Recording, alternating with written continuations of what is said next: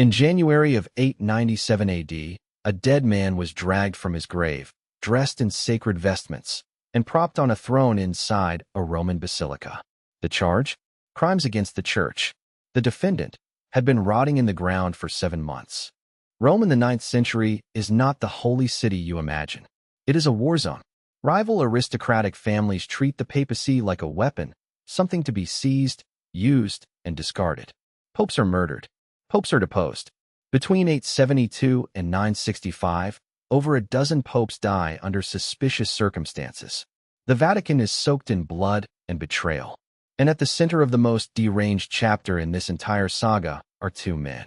One alive, one very, very dead. The dead man's name is Formosus.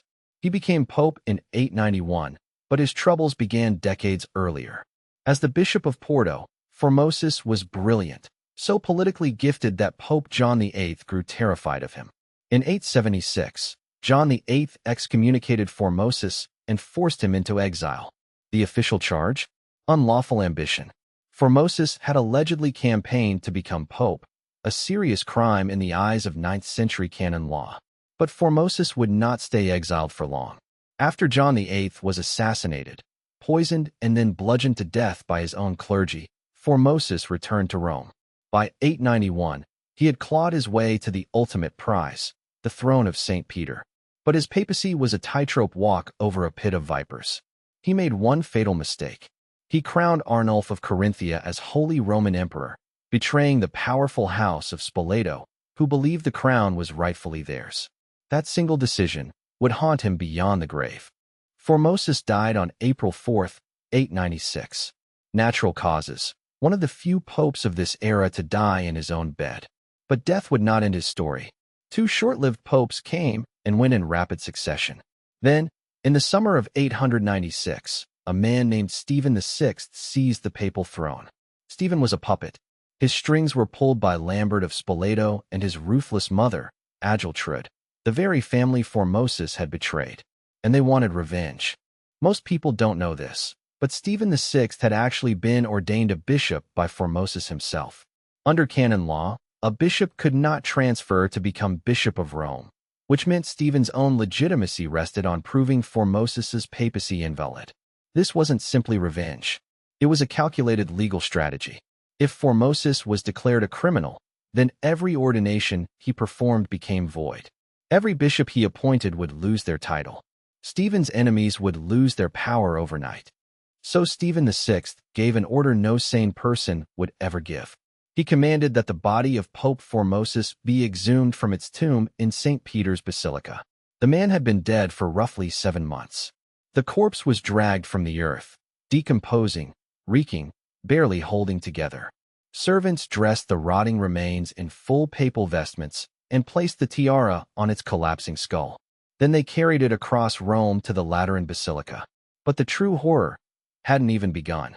Inside the Lateran Basilica, the corpse of Pope Formosus is propped upright on a marble throne. Its jaw has begun to separate from the skull. Its skin is blackened and peeling away. The stench fills every corner of the building. Cardinals, bishops, and clergy file into their seats, many of them visibly shaken. Contemporary chroniclers describe members of the assembly trembling with fear. And there, pacing before this grotesque puppet, is Pope Stephen VI, wild-eyed and shrieking accusations at a dead man.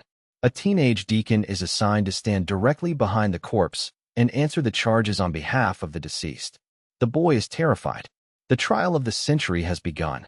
Stephen's voice echoes off the ancient stone walls as he reads the charges aloud.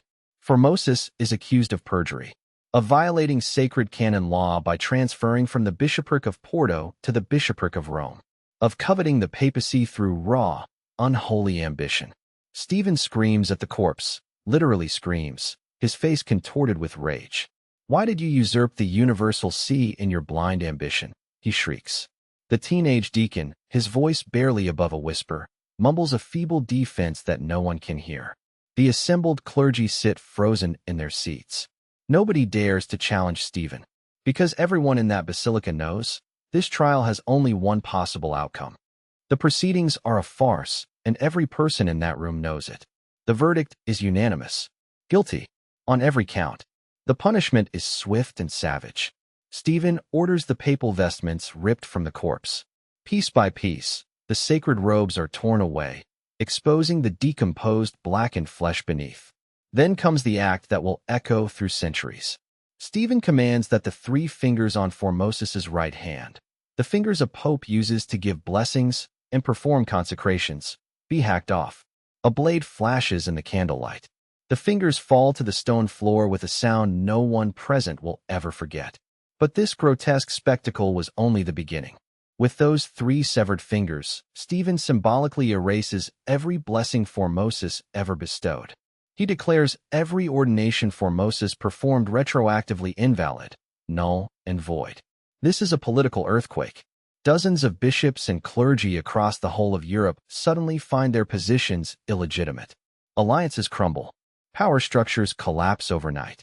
As for the mutilated corpse, Stephen orders it dragged through the streets of Rome in public view and dumped into a common grave alongside criminals and beggars.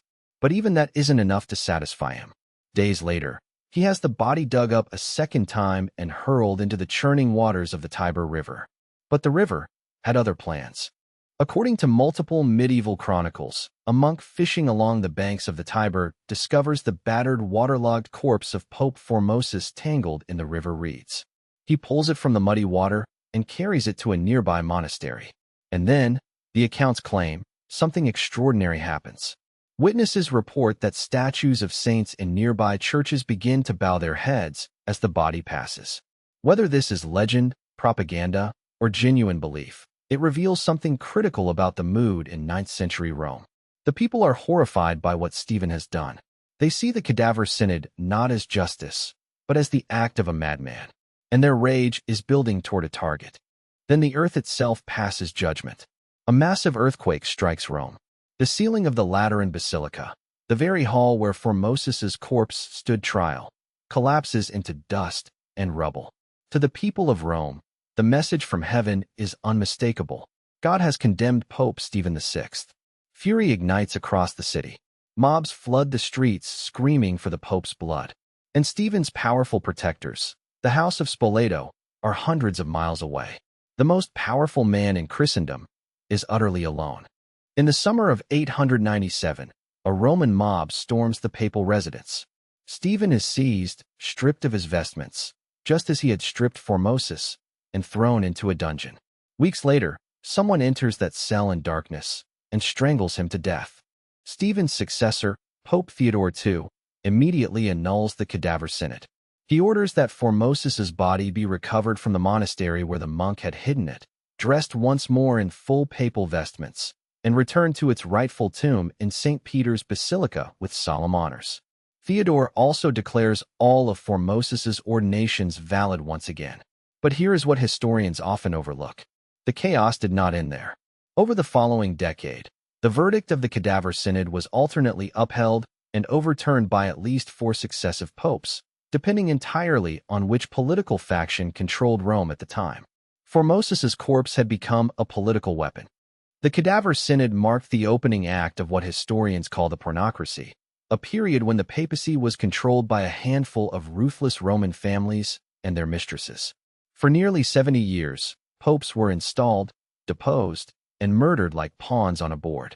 It was, without exaggeration, the darkest chapter in the entire history of the Catholic Church. And yet, most people have never heard of it.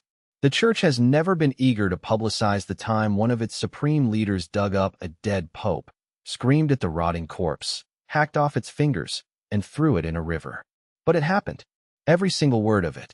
Over 11 centuries have passed since that January morning in the Lateran Basilica. But consider this.